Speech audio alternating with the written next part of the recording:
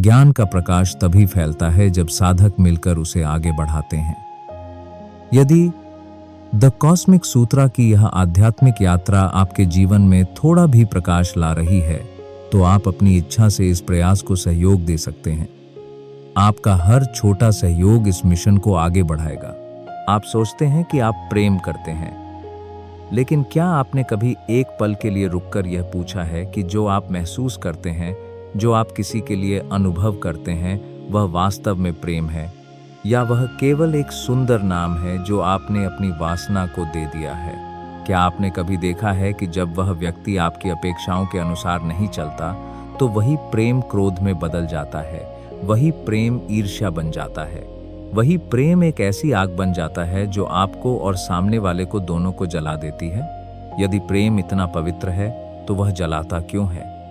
यदि प्रेम इतना दिव्य है तो वह तोड़ता क्यों है? और यदि जो आपने सारी उम्र प्रेम समझकर जिया वह वास्तव में प्रेम नहीं था, तो फिर प्रेम है क्या? आज मैं आपको उस यात्रा पर ले चलना चाहता हूं जो एक मनुष्य के जन्म से शुरू होती है और उसकी अंतिम सांस तक चलती है। यह यात्रा है वासना और प्रेम के बीच का अंतर समझने की। यह यात्रा है इस सत्य को जानने की कि मनुष्य का सबसे बड़ा भ्रम क्या है, और उस भ्रम से मुक्त होने पर जो प्रकाश मिलता है वह कैसा होता है। बैठिए, शांत होइए और इस यात्रा में पूरी तरह उपस्थित रहिए। जब एक बच्चा इस संसार में आता है तो वह पूर्णतः प्रेम का एक जीवित स्वरूप होता है। उसमें न कोई अपेक्षा होती है, न कोई शर्त होती है, न कोई भय होता है। वह जब रोता है तो केवल अपनी आवश्यकता व्यक्त करता है। जब हंसता है तो उस हंसी में कोई स्वार्थ नहीं होता। जब माँ की गोद में सोता है तो उसे इस बात की चिंता नहीं होती कि माँ का मूड कैसा है, माँ की उसके प्रति क्या अपेक्षाएं हैं। वह बच्चा शुद्ध चेतना का एक टुकड़ा होता है जो अभी तक संसार के रंग में नहीं रंगा। अध्यात्म कहता है कि उस अवस्था में बच्चा और ईश्वर के बीच कोई अंतर नहीं होता। वह प्रेम स्वरूप ही होता है, क्योंकि वह अभी तक मैं और तुम का भेद नहीं जानता। लेकिन फिर धीरे धीरे कुछ होता है। संसार उस बच्चे को सिखाना शुरू करता है। माँ बाप उसे बताते हैं कि यह चीज़ तुम्हारी है और वह चीज़ तुम्हारी नहीं। यह खिलौना तुम्हारा है, इसलिए उसे छोड़ना मत। वह खिलौना दूसरे का है, इसलिए उसे मांगो। और इस एक सीख के साथ उस बच्चे के भीतर मेरे तेरे का पहला बीज पड़ता है। यही बीज आगे चलकर वासना बनता है। वासना का अर्थ केवल शारीरिक इच्छा नहीं है। वासना का वास्तविक अर्थ है किसी चीज को, किसी व्यक्ति को, किसी अनुभव को अपने लिए पकड़ लेने की तीव्र इच्छा। वासना कहती है, यह मुझे चाहिए, इसलिए नहीं कि मैं इसे प्रेम करता हूं, बल्कि इसलिए कि इसके बिना मैं अधूरा हूं। वासना की जड़ में हमेशा एक अभाव होता है, एक भूख होती है जो कभी तृप्त नहीं होती। जैसे जैसे बच्चा बड़ा होता है वह समाज से, परिवार से और अपने आसपास के लोगों से सीखता है कि प्रेम क्या होता है। लेकिन दुर्भाग्य से अधिकतर परिवारों में जो सिखाया जाता है वह प्रेम नहीं, बल्कि सौदेबाजी होती है। माँ कहती है, अगर तुम खाना खा लोगे तो माँ तुमसे प्यार करेगी। पिता कहते हैं, अगर परीक्षा में अच्छे नंबर आए तो हम गर्व से कहेंगे कि यह हमारा बेटा है। दादी कहती हैं, जो बड़ों की बात मानता है वही अच्छा बच्चा होता है। इन सब वाक्यों में एक गहरा संदेश छिपा होता है। प्रेम के लिए कुछ करना पड़ता है। प्रेम मिलता है, प्रेम कमाया जाता है। और जब बच्चे के मन में यह धारणा बैठ जाती है कि प्रेम कमाने की चीज है, तो उसका पूरा जीवन इसी कमाने की दौड़ में बीत जाता है। वह बच्चा बड़ा होकर एक ऐसा व्यक्ति बन जाता है जो हर रिश्ते में अवचेतन रूप से यह हिसाब लगाता रहता है कि मैंने कितना दिया और मुझे कितना मिला। और जिस दिन हिसाब बराबर नहीं होता, वह दिन उस रिश्ते में टूटन का पहला दिन बन जाता है। यह वासना का पहला स्तर है, भावनात्मक वासना। यह वासना कहती है, मुझे तुम्हारा समय चाहिए, तुम्हारा ध्यान चाहिए, तुम्हारा प्रेम चाहिए मेरी शर्तों पर। फिर वह समय आता है जिसका नाम है युवावस्था। यह वह काल है जब मनुष्य के भीतर सबसे तीव्र भावनाएं जन्म लेती हैं।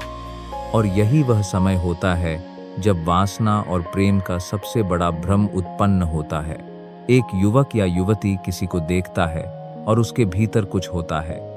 उसके हृदय की धड़कन बढ़ जाती है। वह उस व्यक्ति के बारे में सोचने लगता है। उसे वह व्यक्ति बहुत सुंदर लगता है, बहुत आकर्षक लगता है, और वह इस अनुभव को प्रेम हो गया का नाम दे देता है।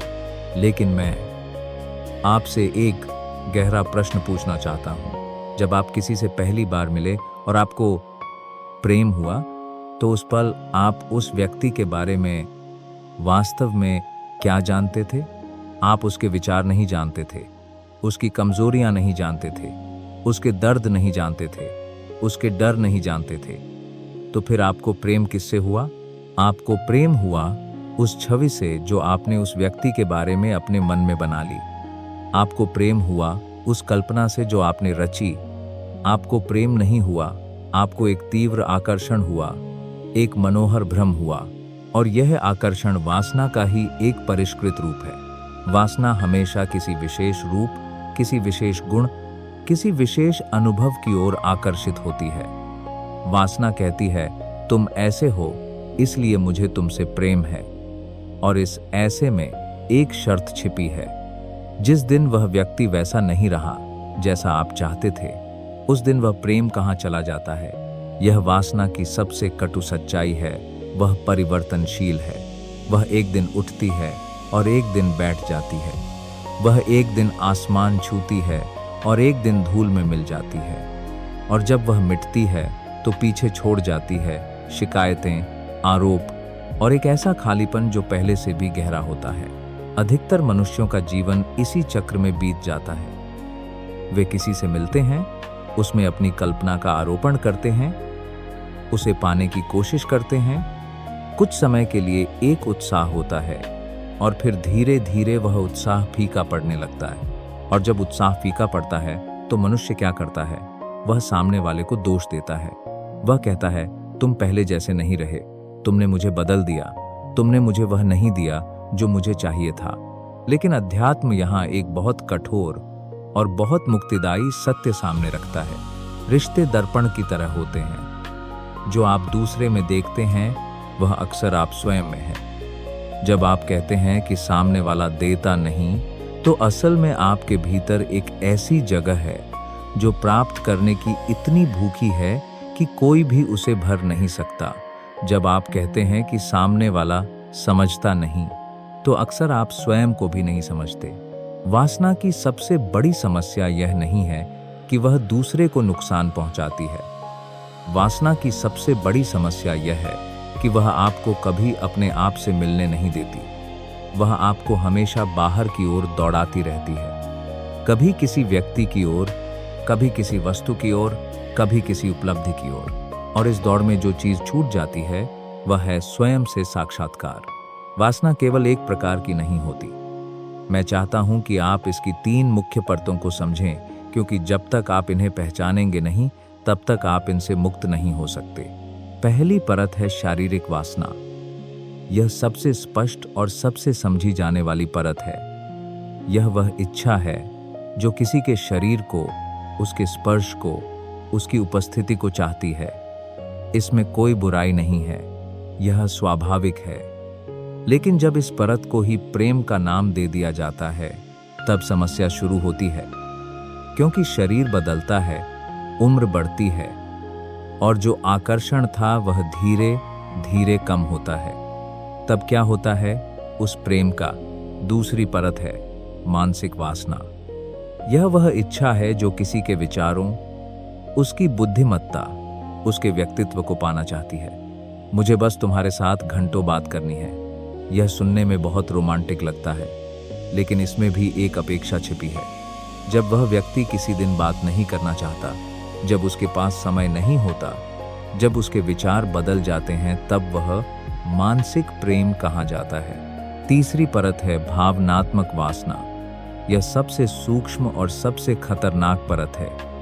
यह वह इच्छा है जो किसी से यह चाहती है, तुम मुझे सुरक्षित महसूस कराओ, तुम मेरे डर दूर करो, तुम मुझे पूर्ण महसूस कराओ। इसे आमतौर पर इमोशनल डिपेंडेंसी कहा जाता है और यह इतनी गहरी होती है कि इसे पहचानना बहुत कठिन होता है। इन तीनों परतों में एक बात समान है, इन सभी में मुझे केंद्र में है। मुझे यह चाहिए, मेरे लिए यह करो, मेरी जरूरत पूरी करो। यह वासना है, मैं केंद्रित आकर्षण। धीरे धीरे मनुष्य मध्यावस्था में आता है। बच्चे हो गए हैं, घर बन गया है, नौकरी या व्यापार स्थिर हो गया है और एक दिन जब सब कुछ ठीक होता है, एक अजीब सी बेचैनी जन्म लेती है। वह बेचैनी कहती है, इतना सब पाकर भी मन खाली क्यों है?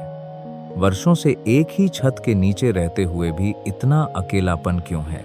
जिसे मैंने सारी उम्र प्रेम किया, आज उससे बात करने की भी इच्छा क्यों नहीं होती? यह क्षण वास्तव में एक महान अवसर होता है, लेकिन अधिकतर लोग इसे एक समस्या के रूप में देखते हैं। कुछ लोग इस रिक्तता को भरने के लिए एक और रिश्ते की ओर भागते हैं। कुछ लोग और अधिक काम में डूब जाते हैं। कुछ लोग शराब, मनोरंजन या अन्य किसी नशे में खो जाते हैं। लेकिन कोई भी इस खालीपन से नहीं बच पाता, क्योंकि यह खालीपन बाहर से नहीं भरा जा सकता। यह वह बिंदु है जहां अध्यात्म का प्रवेश होता है। अध्यात्म कहता है, यह खालीपन तुम्हारी सबसे बड़ी शत्रु नहीं है, यह तुम्हारी सबसे बड़ी मित्र है। यह तुम्हें बुला रही है अपने भीतर आने के लिए। यह तुमसे कह रही है, बाहर जो तुम ढूंढ रहे हो वह यहाँ नहीं है, वह तुम्हारे भीतर है। तो फिर प्रेम क्या है? वासना से यह किस प्रकार भिन्न है? प्रेम वह अवस्था है जो किसी अपेक्षा के बिना होती है। प्रेम वह है जो किसी शर्त पर नहीं टिकता। प्रेम वह है जो सामने वाले के होने मात्र से प्रसन्न होता है, उसकी उपस्थिति के कारण नहीं, बल्कि उसके अस्तित्व के कारण। लेकिन यह समझना सुनने में जितना सरल है, जीने में उतना ही कठिन है, क्योंकि इसके लिए जो चाहिए वह है अहंकार का विसर्जन। जब तक मैं है यह मैं जो प्रेम चाहता है, मैं जो प्रेम मांगता है, मैं जो प्रेम की अपेक्षा रखता है, तब तक प्रेम संभव नहीं है, क्योंकि प्रेम एक अहं रहित अवस्था है। आप पूछेंगे तो क्या प्रेम में अपना ध्यान नहीं रखना चाहिए? क्या प्रेम में अपनी जरूरतें नहीं होनी चाहिए? नहीं, यह बात नहीं है। यहां मैं एक अत्यंत सूक्ष्म अंतर समझाना चाहता हूं। अपना ध्यान रखना यह आत्म सम्मान है। अपनी जरूरतें जानना यह आत्म जागरूकता है। लेकिन किसी से यह मांगना कि तुम मेरी सारी जरूरतें पूरी करो, तुम मेरा सारा खालीपन भरो, तुम मेरे जीवन को अर्थपूर्ण बनाओ, यह प्रेम नहीं है, यह बोझ है। वास्तविक प्रेम दो पूर्ण व्यक्तियों के बीच होता है। दो अधूरे लोग मिलकर एक पूर्ण नहीं बनते, वे बस दो अधूरेपन एक साथ रहते हैं और उम्मीद करते हैं कि एक दूसरे की कमियां छिप जाएंगी। प्रेम और वासना में अंतर पहचानने के लिए 3 कसौटियां हैं। इन्हें ध्यान से सुनिए और अपने हर रिश्ते पर इन्हें लागू करके देखिए। पहली कसौटी स्वतंत्रता। क्या आप उस व्यक्ति को स्वतंत्र देखना चाहते हैं जिसे आप प्रेम करते हैं, या आप उसे अपने अनुसार बनाना चाहते हैं? वासना हमेशा नियंत्रण चाहती है। वह कहती है, तुम ऐसे रहो, यही करो, यहीं रहो, बस मेरे लिए। प्रेम कहता है, तुम वह बनो जो तुम्हें बनना है। तुम्हारी उड़ान में मैं बाधा नहीं, पंख हूं। दूसरी कसौटी दुहक के समय। जब सामने वाला व्यक्ति किसी गहरे दुहक में होता है, तो आपकी पहली प्रतिक्रिया क्या होती है? यदि आपकी पहली प्रतिक्रिया है, मैं उसके लिए क्या कर सकता हूं, तो यह प्रेम की दिशा में है। लेकिन यदि आपकी पहली प्रतिक्रिया है, यह मुझे कैसे प्रभावित करेगा, तो यह वासना है। वासना सुख में फलती फूलती है और कठिनाई में सिकुड़ जाती है। प्रेम कठिनाई में और गहरा होता है। तीसरी कसौटी अनुपस्थिति में। जब वह व्यक्ति आपके पास नहीं है, तो आप क्या महसूस करते हैं? यदि आप बेचैन हो जाते हैं, व्याकुल हो जाते हैं, डर जाते हैं, तो यह आसक्ति है, वासना है। लेकिन यदि उसकी अनुपस्थिति में भी आपके भीतर एक शांत सुख है, एक भरापन है, तो यह प्रेम की झलक है। अब एक बहुत महत्वपूर्ण प्रश्न, क्या वासना को समाप्त करना संभव है? क्या हम कभी वासना से मुक्त हो सकते हैं? यहाँ मैं एक अत्यंत महत्वपूर्ण बात कहना चाहता हूँ जो अधिकतर आध्यात्मिक शिक्षाओं में अनकही रह जाती है। वासना को दबाने से वह समाप्त नहीं होती, वह और अधिक प्रबल हो जाती है। जो व्यक्ति वासना को पाप समझकर उसे अपने भीतर दफनाने की कोशिश करता है, वह वास्तव में उसे और अधिक शक्ति दे रहा होता है, क्योंकि जो चीज प्रकाश में नहीं आती वह अंधेरे में और गहरी जड़ें जमा लेती है। तो फिर उपाय क्या है? उपाय है साक्षित्व, जागरूकता, देखना। जब वासना उठे तो उसे देखिए, उसके साथ लड़िए मत, उसे दबाइए मत, बस उसे देखिए। ओह, अभी मुझ में यह इच्छा उठ रही है, यह क्या है? यह कहां से आई? इसके पीछे क्या कमी है जो मैं इस व्यक्ति या इस चीज से भरना चाहता हूं? यह प्रश्न पूछने की आदत जब बनती है तो एक अद्भुत बात होती है। वासना की शक्ति धीरे धीरे कम होती जाती है और उसकी जगह एक स्थिर, शांत, गहरी जागरूकता आती है। भारत के सभी महान संतों ने यही कहा है। रमण महर्षि ने, निसर्गदत्त महाराज ने, कबीर ने, मीरा ने, सभी ने एक ही बात कही, जाग जा। जागना इसलिए नहीं कि वासना बुरी है, जागना इसलिए कि जब तक तुम सोए हो तब तक तुम स्वप्न को सत्य मान रहे हो। अब मैं आपको उस प्रेम के बारे में बताना चाहता हूं जो भारतीय अध्यात्म का सर्वोच्च सत्य है। यह प्रेम न पति पत्नी के बीच होता है, न माँ बच्चे के बीच, न प्रेमी प्रेमिका के बीच। यह प्रेम वह है जो तब होता है जब आप इस सत्य को जान लेते हैं कि जिसे आप प्रेम कर रहे हैं वह आपसे अलग है ही नहीं। यह अद्वैत प्रेम है। जब उपनिषद कहते हैं अहम ब्रह्मास्मि, मैं ब्रह्म हूं, तो वे यही कह रहे हैं। जब कृष्ण गीता में कहते हैं वासुदेवः सर्वम, यह सारा अस्तित्व ही वासुदेव है, तो वे यही कह रहे हैं। जब आप किसी वृक्ष को देखते हैं और उसमें एक सौंदर्य महसूस होता है जो शब्दों से परे है, जब किसी अजनबी की आंखों में झांकते हैं और कुछ पल के लिए लगता है कि यह आत्मा मेरी आत्मा से कहीं मिली हुई है, उन क्षणों में जो अनुभव होता है वही वास्तविक प्रेम है। यह प्रेम किसी एक व्यक्ति तक सीमित नहीं होता, यह प्रेम सर्वव्यापी होता है।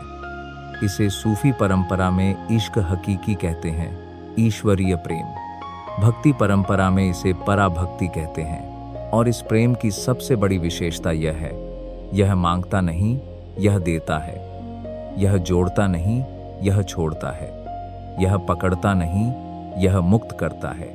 अब हम उस समय की बात करते हैं जब जीवन का संध्या काल आता है, जब शरीर की शक्ति धीरे धीरे कम होने लगती है, जब बच्चे बड़े हो जाते हैं और अपनी दुनिया में व्यस्त हो जाते हैं, जब जो साथी था वह भी बूढ़ा हो गया है।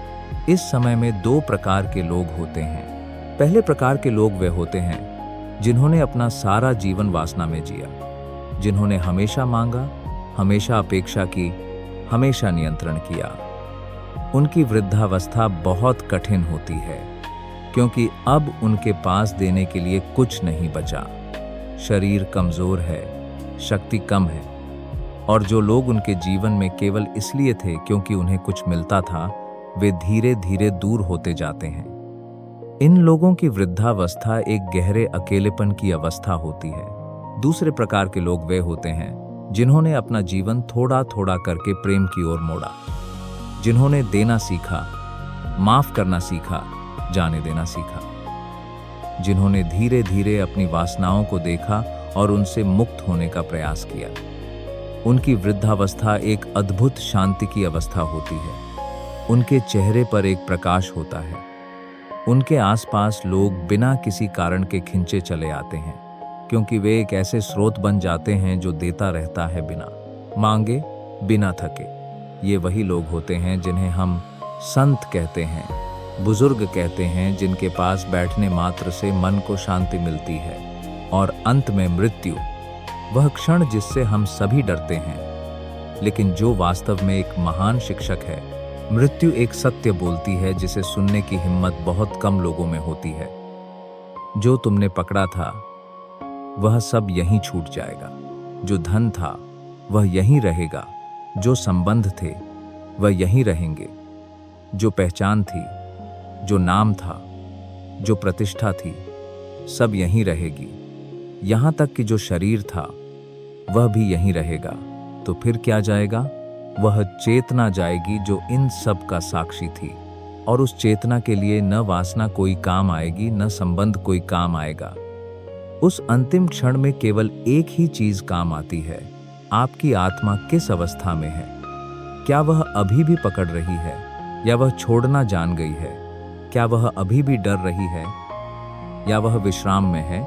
जिन्होंने प्रेम जिया, जो प्रेम देते रहे, जो जीवन भर थोड़ा थोड़ा करके वासना से मुक्त होते रहे, उनकी मृत्यु एक उत्सव की तरह होती है। वे मुस्कुराते हुए जाते हैं। और जिन्होंने सारी उम्र वासना में जिया, जो पकड़ते रहे, मांगते रहे, नियंत्रण करते रहे, वे मृत्यु से भी लड़ते हैं। वे जाते जाते भी पकड़े रहते हैं। तो अब मैं आपसे वही प्रश्न फिर से पूछता हूं जो मैंने शुरुआत में पूछा था, क्या आप प्रेम करते हैं? अब आपका उत्तर पहले से अलग होगा, क्योंकि अब आप जानते हैं कि प्रेम और वासना में क्या अंतर है। अब आप जानते हैं कि प्रेम एक भावना नहीं है, प्रेम एक अवस्था है, प्रेम एक उपलब्धि नहीं है, प्रेम एक यात्रा है। और इस यात्रा की शुरुआत कहाँ से होती है? स्वयं से। जब आप स्वयं से प्रेम करना सीखते हैं, और ध्यान दीजिए, स्वयं से प्रेम का अर्थ अहंकार नहीं है। स्वयं से प्रेम का अर्थ है अपनी वासनाओं को देखना और उनके पार अपनी वास्तविक आत्मा को पहचानना। जब आप उस आत्मा से परिचित होते हैं तो आप पाते हैं कि वह आत्मा तो शुद्ध प्रेम ही है। वही आत्मा जो उस बच्चे में थी, जो संसार में आया था, वह अभी भी आपके भीतर है। वह कहीं गई नहीं। वह बस ढकी हुई है वासनाओं की परतों के नीचे, अहंकार की धूल के नीचे, भय और अपेक्षाओं की दीवारों के पीछे। आपका पूरा जीवन, हर रिश्ता, हर दुहक, हर खुशी, यह सब एक ही यात्रा के पड़ाव हैं। उस आत्मा की ओर वापस लौटने के पड़ाव, उस प्रेम की ओर वापस लौटने के पड़ाव, जो आप पहले से हैं, जो आप हमेशा से थे और जो आप हमेशा रहेंगे। वासना पूछती है, तुम मुझे क्या दोगे? प्रेम कहता है, मैं तुम्हारे लिए क्या हो सकता हूँ? वासना कहती है, तुम बिना मेरे अधूरे हो। प्रेम कहता है, तुम पहले से पूर्ण हो। वासना बांधती है, प्रेम मुक्त करता है। और अंततः इस जीवन में, इस देह में, इन रिश्तों के माध्यम से हमें यही तो सीखना है, जागो, देखो और प्रेम बनो।